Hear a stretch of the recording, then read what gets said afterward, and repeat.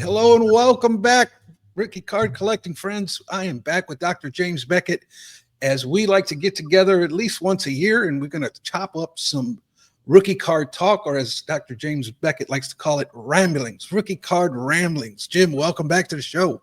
Thanks, Victor. Um, I've been I've been really anticipating this portion of the episode because there's some things that have been gnawing at my shorts. Let's just call it that. But I want to start with this one question to see if you can give me any sports card insights. And that is, in 2021, when I set out to do some um, research at the National, I wanted to speak to some of the older gentlemen at the show, men with some tenure in the hobby, and I was looking for gray hairs, Jim. I wanted men with 40 plus years, and I wanted to talk to them specifically. And I asked them all pretty much the same. I asked them all the same questions, and I wanted to get their insights. But I did have, I would say, let's just say out of 10 people that I interviewed, I introduced myself, kind of explained to them what I was doing, um, and explained to them that I'm going to be asking the same question to everybody. But I had a couple that didn't even want to talk to me about it. They just flat out refused. I had another gentleman that just seemed to get really angry about the topic, and he basically had a sentiment that the rookie card is nothing but a scam started by dealers back in the 70s, and he just refused to say anything else about it. What's up? What's up with that response? And that's not the first time I've heard that. I've heard that several times already. And what do you know about that attitude about the rookie card? Why would they say that? Well, I mean, you were doing in 2020, and I was almost 40 years before that Yeah. doing. And one of the difference is when I was talking to people, I did not introduce myself. Mm, They already knew me. So I okay. was having a civil conversation. I'm not completely unflappable, but I wasn't going to get angry about it. They could see that there was confusion. So I was able to canvas and get access to all those same kind of people. And I talked to collectors as well as dealers, but I didn't necessarily do a tally. But there was a real consensus that it was a mess and there needed to be some order brought out of it. And so nobody was saying, but some of them would think it's impossible to clear up the mess. Mm, And I thought, well, no, actually, I don't think it's impossible. I think we can make substantial progress toward a definition that works. In those days, I was trying to get it to work all the time. But as you know, the waters got muddied very quickly and further now, beyond recognition, kind of. So, but not only was it not a scam, um, because you have first appearances in comic books, you have first editions in rare books, you've got all these other precedents for things that are um, type one photos. So the first of something matters usually. Now, sure. should it matter 100x times the second year? I'm not so sure about that. Yeah. But even that, it's caveat emptor. It's that nobody's forcing anybody to buy anything. Um, and so it wasn't a scam. And then the other point you made is that the fact that it would be a scam by the dealers, this was fully embraced by collectors. Right. They were excited that their want list or their demand or the narrative of their collection of their PC would be shaped by not the pinnacle, but the we didn't say true rookie card, but there was an identifiable one rookie card for most of the guys in those days, and Yeah. that was welcome news to collectors that they didn't have to equally collect everything. There was one key card that people say, if you got that, boy, you're a serious collector for that player. And so they weren't against it; they embraced it. The Yeah. tricky came, so it wasn't that putting an RC was the problem. It was the XRC when the card companies Right. took the definitions that we had established and took license with stretching and putting in exceptional situations that were difficult to categorize. Right. And but even then, we didn't have a lot of criticism. I think there was a perception, and they looked at me like, well, you're going to make the call, and so I hope you do something that makes sense and is not overly complicated. And I probably made it a little bit overly complicated in the beginning, but then gravitated toward just it's either a rookie card or it's an extended rookie card if it has these other exceptional characteristics, or it's a second year card, or or it's a first tops card in the case of 52 tops mantle. Yeah. People seem to accept that, and then you fast forward 20 probably 20 years in 05, 04, 05, when fall of 04, Major League Baseball Players Association got involved. very involved in a way that was, I could say, threatening to us. And I was certainly ready to say, I'm going to do the right thing. And they say, well, they didn't say that's not enough. They said, here's what the right thing is. They said, you need to agree with us that we're going to put an RC on what we think is an RC. And then you need to say, that's what the RC is. I said, well, if it's consistent with the way the hobby has received it, then I'd be happy to do that. And they said, no, the hobby will receive whatever you say. I said, well, thanks for the affirmation, but I don't need that affirmation. I'm only listened to because I am believed and because I have integrity. So if I sell to the highest bidder, that's not good. Right. But I don't think I've ever said this to you, but really what was going on, this was just the other non-tops baseball licensees complaining about tops. This was strictly about tops in 04 and 05. Really? And Bowman in particular. That's why they wanted to level the playing field. Now that appealed to me in one sense, but I said, why don't you just contractually take away Topps' advantage they had to directly sign players? And they said, well, we really can't do that. So, well, then that's your problem, not me. Mm. And they said, no, if you were to say that, then that would take away their ability to jump the gun with early cards of players that would be their first card in a major licensed pack pulled set. Really? Yeah. So it was really about Topps. And it's statute of limitations now, 20 years now. Now Topps isn't even owned by Topps. They're owned by Fanatics. Right. It was strictly because Topps had a different relationship with the Players Association than any of the others. And it's because of Cy Berger, who was a dear friend and an amazing, shrewd guy. But Cy got them an edge to be able to sign these players in spring training to individual contracts for a washer dryer or whatever it was back in the early 50s. And, but by 2004, it was problematic because all the other companies were having second year cards or non-rookie cards. Yeah. I understood the plight. I didn't see that I was the solution. And again, the problem, in all honesty, came that I sold the company in early 05. And so I was a little bit of a lame duck.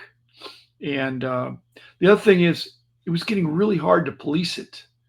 You've tried to say, and we've discussed this about some rookie cards are better than others, and I really believe that's true. But now there's so many, and to expect the ordinary Joe collector to figure out, well, this card is a better rookie card than this one because it's in the first series, not in the extended series, or it was put out in this year, but it had it has his uniform, but this one doesn't have his uniform, and all these other things like that. It just became, and so for the leagues and the Players Association to agree that we're going to have, like hockey does, we're going to have rules that you can get the RC at a certain point. You have to appear or whatever, and they've all done it a little bit differently. Mm. Baseball was the problem. It wasn't the others. It was baseball and it was tops. And and like I said, I didn't want to play favorites, but they were, but tops had an advantage. They had an advantage, Right. and the other companies were living with it. Well, my last point would be that's one of the reasons why now we have single company sole licensees, because it avoids all that problem. It's the reason why Yeah. what you were saying of Upper Deck or whoever's have it, or maybe it's in the whenever there's a double rookie class, if Yeah. there's only one licensee, then it doesn't matter as much. But if there's a competitive group of companies and one of them gets a double hit or an early hit, that's not fair. And Right. so they bypassed that by just having one basketball license, one baseball or full license, one. And so the end result is it'd be worse if they didn't have that, Victor. That's the only thing. Oh yeah. And so if they had nothing and you were just left to your own devices of trying to figure out, is this a rookie card? It looks like an early card, because you can show an early picture of a card. There's so many sets that I've gotten and seen that came out 2 years after a 2023 product that came out in 2025. Well, if you're dating it like that, then like in hockey and basketball, you just continue to put out Wembies. Right. There's Right. two different companies. Then the race is to be the first one and to get them all out in that 1 year. Yep. But I would have had a lot of moral or decision making problem if these cards were coming out so late in the year that they weren't even in the year. They weren't even during the playoffs. They were during the next year's season, and then calling it rookies from the previous year, because when we grew up, you looked at the stats on the back. So the card companies figured that out. We're just going to put stats on the back that don't include their rookie season, and it's going to be. And when you look at the card and flip it over, you think, well, it looks like a rookie card, and now it says RC on it. And so for me, I would have been in an impossible situation to say, hey, I know it says RC, but it's not. And that's, again, I had many heated conversations with the Major League Baseball players, people. And I respected them because they were protecting their turf and trying to do what they thought was best.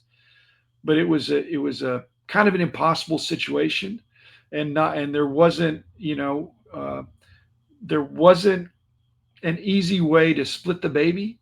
And in the Solomon example, the baby would have died. They split the baby.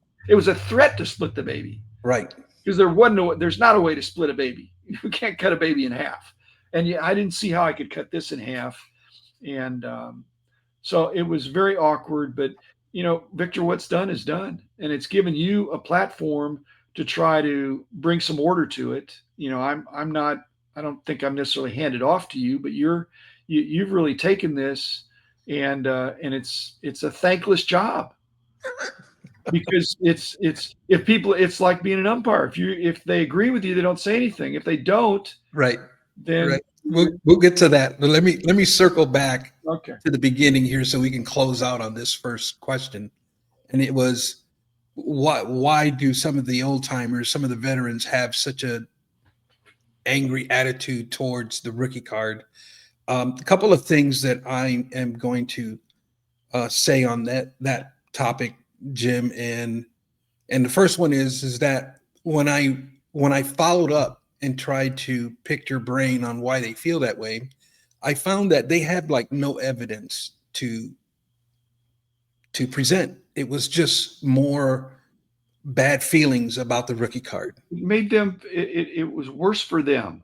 They were complete set collectors, and that messed up the pop reports. The pop reports for most sets, the most population are the superstars or the RCs. Yeah. right? And it messed up, and it made it really difficult to sell a complete set. Uh, that wasn't every card in the same condition, because if the key rookie card was in, you got killed when you tried to sell. So it messed them up. It Yep. messed them up. I understand that, but it's It's inevitable. ship It's what failed. the hobby. Yeah. Because And Graded made it even worse. Graded made yeah. it even worse. Yeah. You got that. So their And the, problems. So it affected them. It affected them financially and enjoyment wise. got it. That see now that makes sense. That makes sense right there. That's the key piece I feel that I was missing. It's because it rained on their parade on set collecting. Well, they never Um, wanted a price guide. yeah. They never wanted a grading company. They wanted the status quo, and you got to admit the hobby is way more dynamic now. There's so Oh, many different ways yeah. to hobby that wasn't the case 50 years ago. 50 years ago, there was kind of an established way of this is how you do it.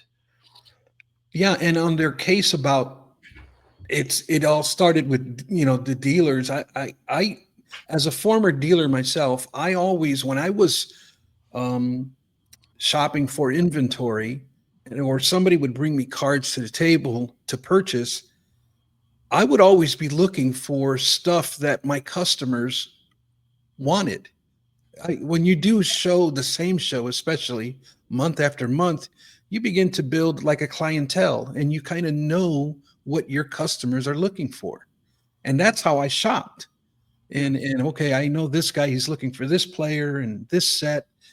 Uh, and so if I'm a dealer in 1970, which I wasn't and you were, but if I'm starting to notice that all my customers are asking for the first card of so and so, and this rookie card starts to gain momentum and everybody's asking for it, as a dealer, that's what I'm going to purchase what my customers want. So I don't know. That's kind of where I was at with it. And that's why No, they couldn't purchase them at reasonable prices. They were used to purchasing for the same thing as the price guide thing. They were yeah, used to purchasing very cheaply. All of a sudden, they got expensive, and they didn't want to play that game.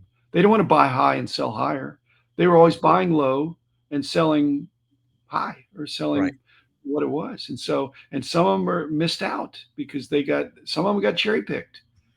Got people, in the early 70s, if you said, I've got a 52 top set, if you walked around a show and you had a 52 top set and you had it in plastic sheets or something, and you had 406 cards, hey, I'm missing card number 311. I'm not really sure who it is, but I'm missing it. Can you help me out?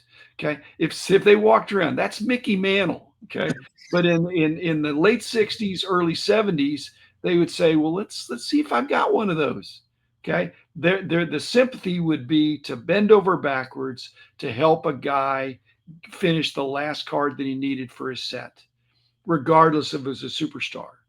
Okay, but the problem was people were taking advantage of the niceness of some of the old line collectors and saying, I just happen to need these cards that just happen to be rookie cards. So they get cherry picked, and they're bitter about that. Yeah, that makes sense. I mentioned it when in my book. I did mention it just in a couple of sentences because I couldn't find any evidence of their claims, and I was just like, I'm not even gonna go there because that it just wasn't making sense to me. But anyways, let's move on to pushback. When you were formulating all these things, and I know you were well known already and established, but when you were establishing these rookie card guidelines, did you get any pushback from the hobby?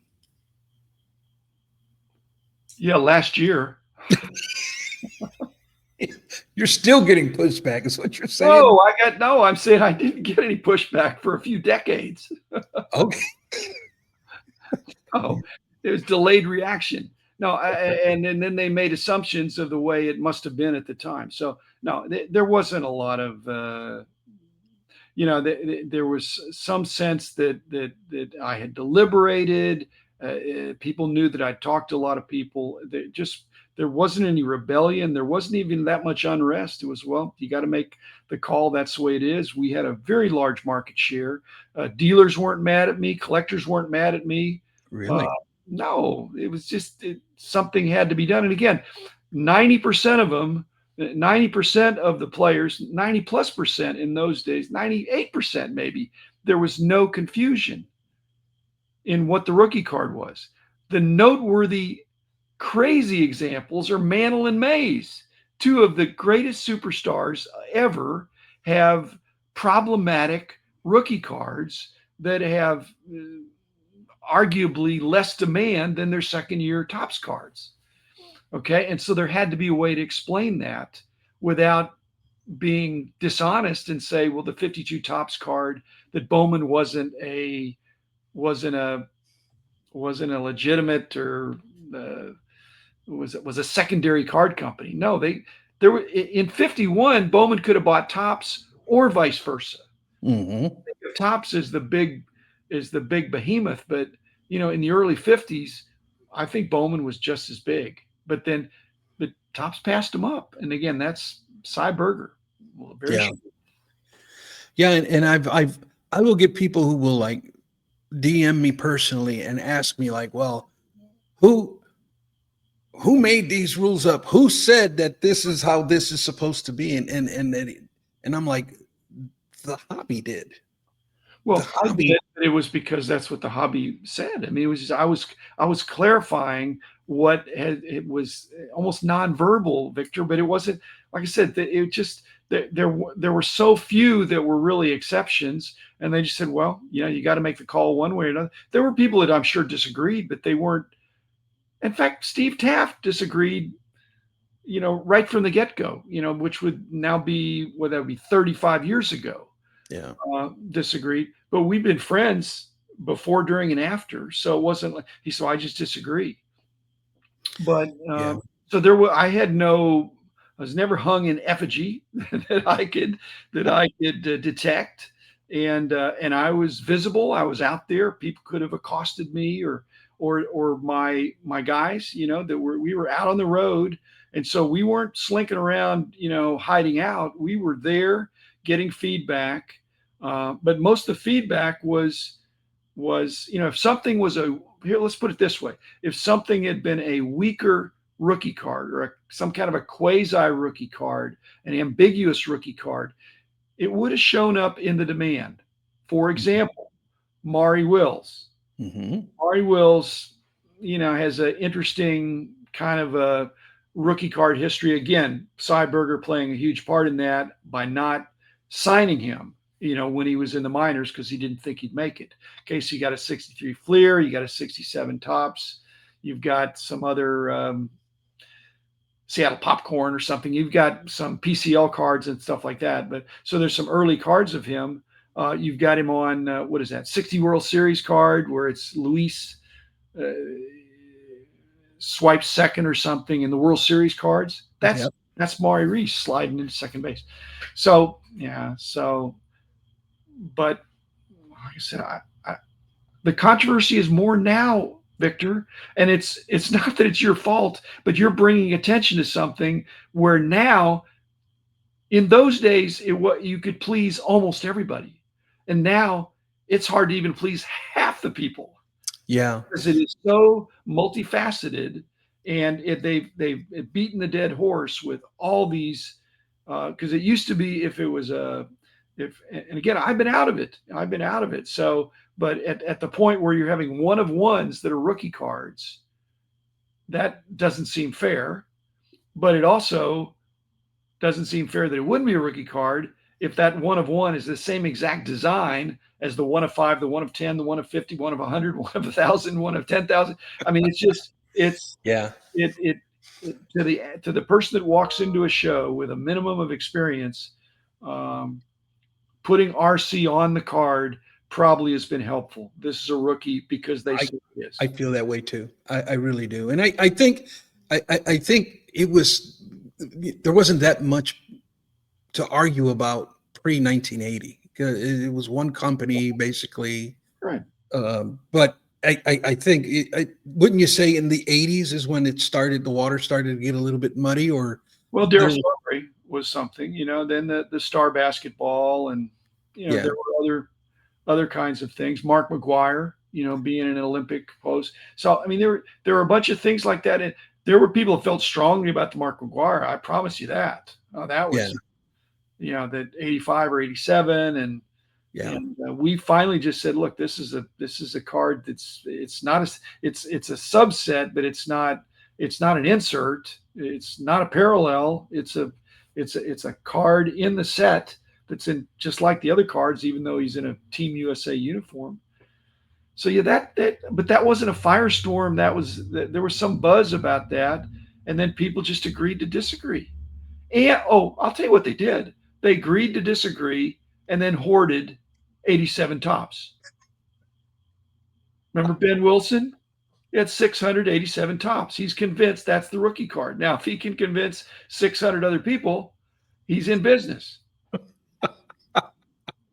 And that's how they did it. Yeah. I Yeah. believe it's a rookie card. Therefore, if I can buy it at a non-rookie card price, I'm gonna stockpile them. Right. Right. Right.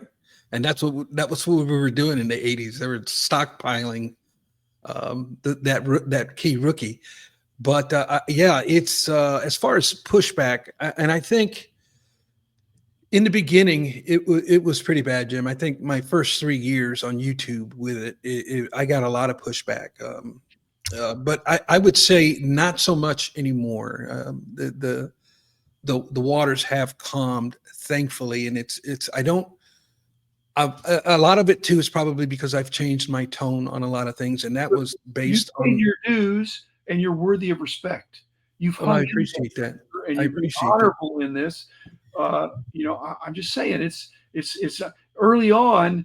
Who is this guy? Okay, but Yeah, now you are the guy yeah, that raises this issue. You're not saying you're omnipotent. You're not saying you're infallible. You're just saying, I'm studying this historically, and I'm trying to see what's going on now, and I'm trying to be helpful. yeah. That's the way I've looked at you, and I hope other people will too. And I got to thank you because I remember one episode we had. I think it might have been a couple years ago now, but it really changed the trajectory of my approach. And you basically told me, Victor, you can't expect everybody to have a PhD in rookie cards. And you need to you know, not be so harsh about it, and that was a conversation you and I had when the camera was off. Yeah. But I took that to heart, and I started to reflect on my channel through that lens. And what you were saying was making a lot of sense. I was making it too complicated, and when I was explaining it, I was losing people. Well, And, you were saying things that they thought were rookie card. You're saying that's not a rookie card. That's yeah, fighting words to them. right, Instead of right, saying, look, these are the better rookie cards. yeah, These have more characteristics of the traditional rookie card. To me, that's a safer bet than something that possibly is a rookie card that wouldn't have been a rookie card if it had been years ago. And so you're bringing attention to the historical definition and the evolving current definition. But they don't want you to rain on their parade, Victor. but Jim, the people that do get it, that do receive what I have to say, they're so thankful. It's like their eyes have been opened, and the veil has been removed, and it makes so much sense to them. But there are some people that will still push back, and I'm okay with that. I understand. I get it now. I understand why the pushback is there. It's a difficult, it's a chaotic situation, and that's why we're trying to make sense of it all. That's all. All right. Another question that I had for you. Um, the topic of sports flicks. Now, you made an episode specifically talking about sports flicks, and I struggle with not just your podcast, but with all podcasts. Is that there's no real way, at least that I know of, to really search for a keyword or a topic. And I know you spoke about it maybe 2 3 years ago. But I was studying sports flicks, um, and I find that they were fully licensed. They came in packs, and they were nationally distributed. But when I looked at older Beckett's, I couldn't find one that had RC on it. As a matter of fact, I had a hard time even finding a Beckett that even listed sports flicks in some older issues. What's the story with sports flick? It seems crazy now to say, but back in 86, there was a thought that each card company got one bite at the apple, that they couldn't have multiple brands. And so Score had Score, Upper Deck was not there yet, but Donruss and Fleer, they didn't have these sub brands. And so when you don't have the sub brands, that made Sportflix like a boutique, like a specialty set that was more limited, not available everywhere, not mass produced, but was a specialty set. And with the lenticular, which was not well received. And so we talked to dealers. Many dealers didn't carry it. Now it was in packs. I grant you that. It had a Conseco, kind of a rookie of sorts, I guess. But he was a six in a 6-panel situation where you could, for an instant, you could see you could see part of the card. So there was no great demand for it. There wasn't much price activity on it. And like I said, it was the second bite at the apple, that it wasn't fair to Topps. Again, this is before Bowman came out. When Bowman came out, Bowman was such an established brand that you say, well, Bowman is a legit set, even though 89 Bowman stunk. It was terrible. So other than Griffey with his dad and all that stuff. So Sportflix was not regarded as a major,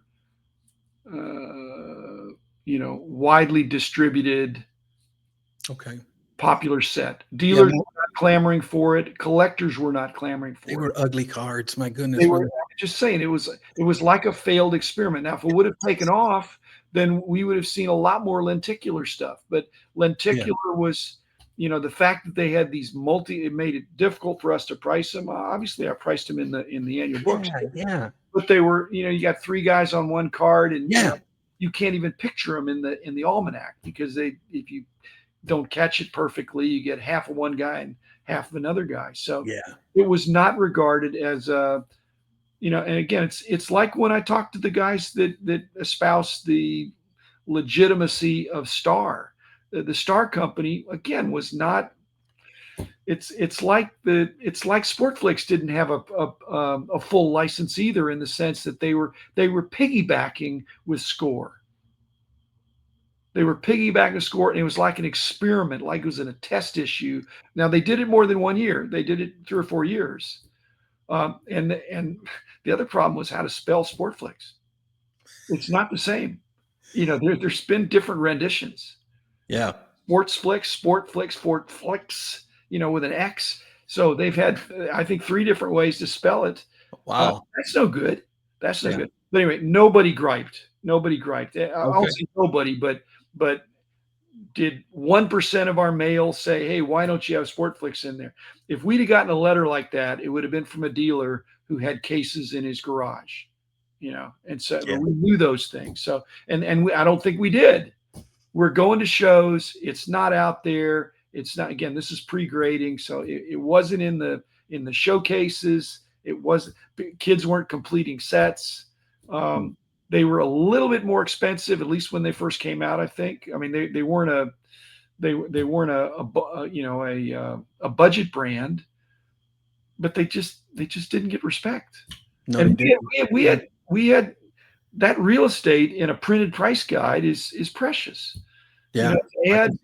Add that in there when it's not being widely collected. It wasn't widely collected. And if it's not widely collected, then it's not really a rookie card. It's in the rookie years, we would both agree. Mm-hmm. And that could give it some demand. And so, but here's the thing. The further ratification is that every year I'm doing the price guide. And it was just me in those days of the annual price guide. And that was getting a full workup. And if those prices were shooting through the roof, that Sportflix set would have gone into the magazine. Okay. But when you were tracking it once a year, it barely moved. Well, you don't need to put that in a monthly magazine. And when every other rookie card is going up, and that's not going up because it's just not perceived as a rookie card. So I like those guys. I really enjoy the owners. I knew the owners and the head guys there. I was very sympathetic to them. They weren't hassling me too much. I just said, we've got score in there. No, and let's in the same vein. Let me ask you this: the Tiffany's. I know you and I spoke about the Tiffany sets last year, and you had determined, and I agreed with you that they were more of a novelty type of set, only available in hobby shops. But those also never took a rookie card designation, probably for those No, reasons. no, actually, they weren't. They Right. weren't really available in hobby shops. They were direct to consumer. Direct to consumer. Is that what Direct those to were? consumer, yeah, and that was not kosher for the rookie card definition of the time. Right. The problem is, after the elapse of time, you realize that when somebody's holding an 86 tops traded Barry Bonds regular, and then a Tiffany, you could never convince them that this one with the better stock and the whiter back and the sheenier, higher production values is nothing, but the other one is at least an XRC, if not an RC. And so it was impossible to split hairs to say it looks the same, it quacks like a duck. You couldn't convince somebody that this would not be considered a rookie card. It looks like it. Um, um, and again, the sympathy in the day there was that if you were a rookie card collector, you should have been able to say, I'm satisfied. I've got the Barry Bonds card. I don't have to have the Tiffany. Nowadays, it's flipped to where I Right. got to have the best rookie card. Right. In those days, I've got the Barry Bonds rookie card and I'm done. I don't have to have the Tiffany. And now, Very. we're not saying the Tiffany is the only rookie card. The problem has been this attempt to make best rookie cards or truest rookie cards and things like that. And that's where you've jumped in to say that those are fighting words. Those are Yeah, fighting they words. really are. So in my pure world, they wouldn't be RCs, but in the real world, there's no way that it's not. It's just like parallels. You can say, hey, Yeah. it's a parallel. That's not fair. Not Yeah. fair to who? If you get it, you obviously think it's a rookie card. If you don't have it, Yeah. but there's nothing stopping people to just collect base rookie cards and say, that's my collection. Except, and frankly, you can get a heck of a collection for not very much money. Yeah. You get 9.5s and 10s of base rookie cards for a fraction of any of these parallels. Yeah. And not to mention the PSA set registry that's 80% rookie base cards in there out of all of them, so I don't. But here's the thing with that, Jim, and that is we want to call good things evil and evil things good, and that's kind of what we've done with like Tiffany's. And when it comes to the 86 Barry Bonds more particularly, it's like the Tiffany, that is the ultimate Barry Bonds card right there. And in my eyes, those aren't even rookie, they're not true rookie cards anyways. But I gotta write the hobby has decided. So it's one of them things where, to keep my sanity, I just put asterisk RC on the 86s and the 87s because I want to designate that this is a debatable rookie card, and here's why. And then I can go on to explain the XRC and how all of that evolved. But it's a losing argument because it looks like the RC, except that everybody admits it's a lot more expensive and Yeah. rare. Okay, and that's a problem. So then people want to have it because they want the better card. So, Right. by the way, I misspoke. Really, Sportflix. Score didn't come along till '88. Okay, but it was the same people, and I really felt like '86 Sportflix was more of a test issue. Again, the lenticular and all that stuff, but it was the same people that were doing Score. And then when they came out with Score, because I said we have no hard feelings. When Score came out, I said, yeah, that's a universally accepted standard kind of card, not gimmicky at all. It makes sense. It makes sense. What Sportflix was, and so really, there wasn't a movement to have them in the magazines. And frankly, in the old days, if it wasn't in the magazine, we weren't tracking it for rookie cards. Yeah. If it would have had rookie cards in it, we would have then there would have been movement and activity and demand for us to track it monthly. In hindsight, it does look and feel like a test issue. If I can go back to 1986, and I can tell you, at least my friends and my sphere of influence, and me personally, we had absolutely zero interest in sport flicks. It was like they were always on the shelf, and they didn't move. I knew the guys that were doing that, and basically they were very sharp, and they got a license. But I think, just like I was saying with Star, it was a unique license. It was a license that wasn't going to be competitive with Topps and Donruss and Fleer, because it was lenticular. And so and the guy that was the main guy there was very persuasive, very sharp, and I really liked him. And he he went into Major League Baseball and said, "Hey, give us a shot. Let us try this." And so they tried it for a few years, and it didn't work, but they got a score license a couple years later. And that Yeah. And that's the true story. And to sit there and try to explain it to somebody, and they just want to argue with you because they're looking at comps, and they're trying to say that comps outweighs the historical significance of how those cards evolved. And it's like, well, I don't know about the comps. All I know is you in the old days you could get them pretty cheap. So yeah, if somebody's getting them graded, and then somebody's paying big bucks for them, yeah, we'll see how the story ends. What I believe that what you're trying to do, bring order out of these rookie cards. If something is more universally recognized as a rookie card, it ought to do better in the market, in the secondary market, in the long run. and I think for most of it is. I think, like, when you look at prices, like the true rookie card is going to sell better than like a secondary ancillary card. But it's up and down. Let me ask you this, Jim, because I know we're pressed on time here. I want to ask you, last time we spoke about sizes, and you were a no for oversized, but a yes for smaller sized. And we had mentioned minis. Uh, but then I came across, and this got real popular in the early 90s, and that was micro minis. So define to me, how small is small in your eyes here?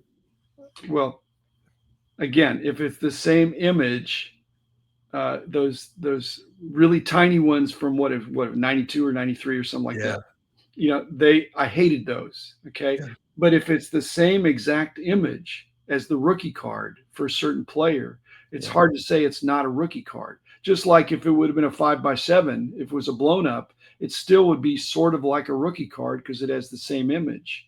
But the demand is always going to be greatest for the version that is the standard version. Okay, yeah, even if those are, and they had the small ones, and they had the little postage stamp, less than a postage stamp. I hated those. yeah. But I yeah, wasn't a fan either. again, Victor, we've had these discussions, and as soon as we do have hard and fast rules, somebody's gonna provide an exception. So Yeah, they're great. yeah. And They're I an don't. exception, but Lou Gehrig exhibit card is probably a recognized oversized exception at this point.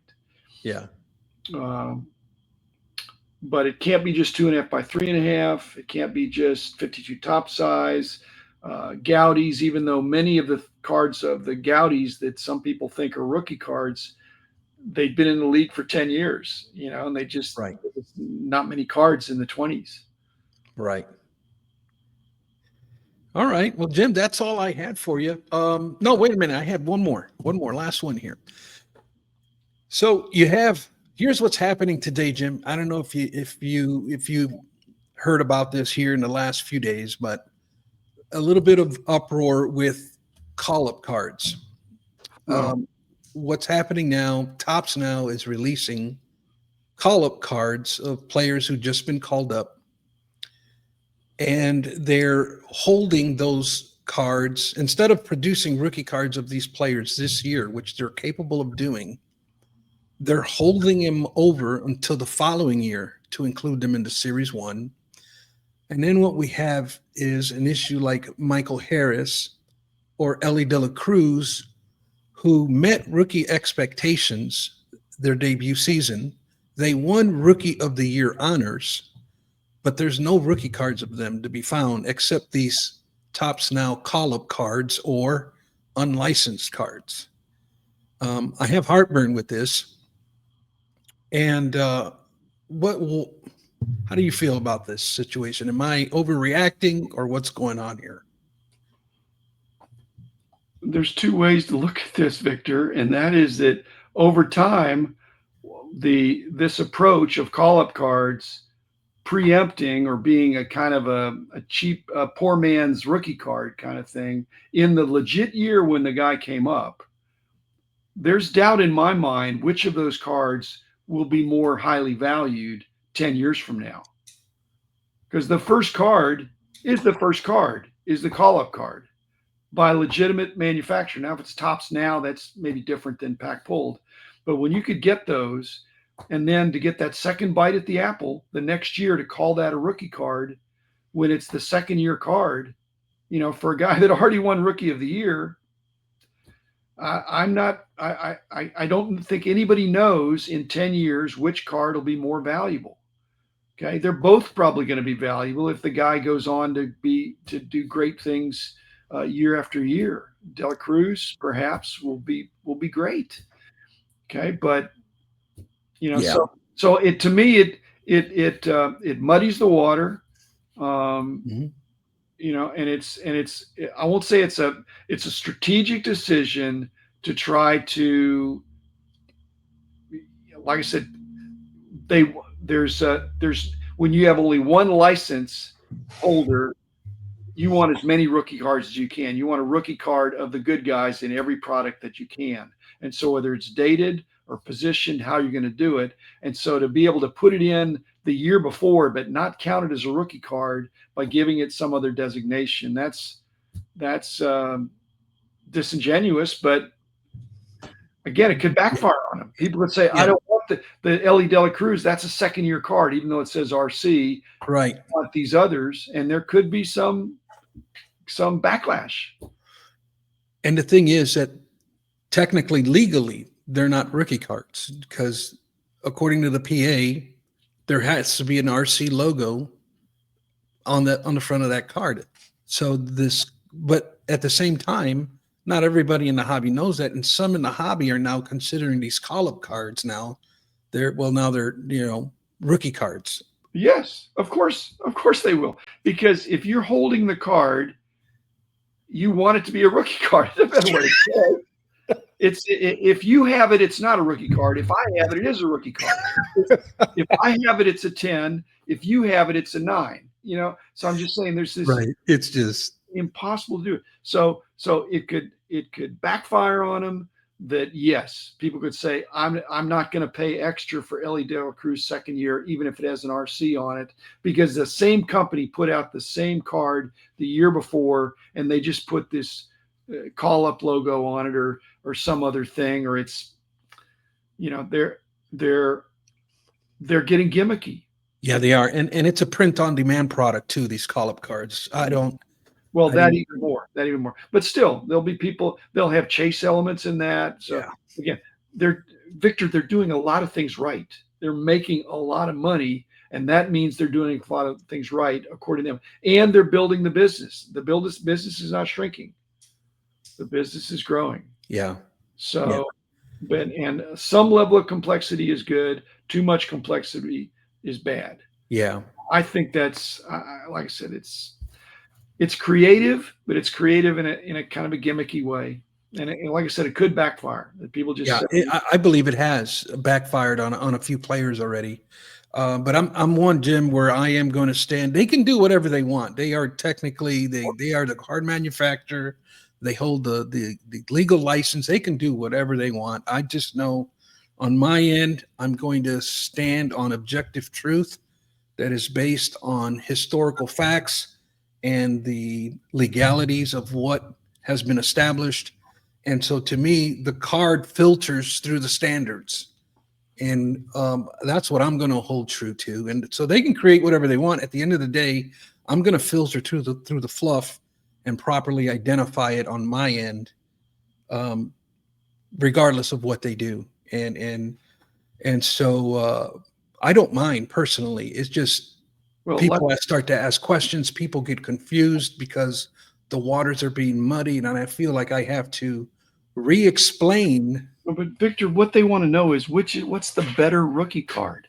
Yeah. And they're going to want to know what's the best Ellie De La Cruz card to get, or Michael Harris. They want to know what's the better one to get, and if this one's better, why is it better? And your explanation is historically this is the one that has stood the test of time, this definition, this way.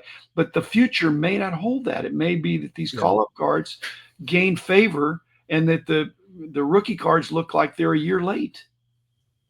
I don't know that that's going to be the case, but they want you to tell them which card right now is better and which card in the future is going to be better. And neither one of us can say in the future. And right now, they're right to look at comps. But comps are one point in time, and they're very affected by public opinion that is fickle. Yeah. Yeah. All right, Jim. Well, thanks, Victor.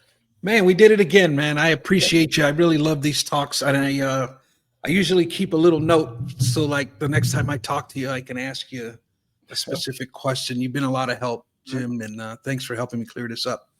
Thank you, Victor. And I'll see you at the National, I'm sure. Absolutely. Well, there you have it, friends. Another episode with the hobby legend, Dr. James Beckett, and reminding you that not all rookie cards are created equal. Until next time, we'll catch you on the next one.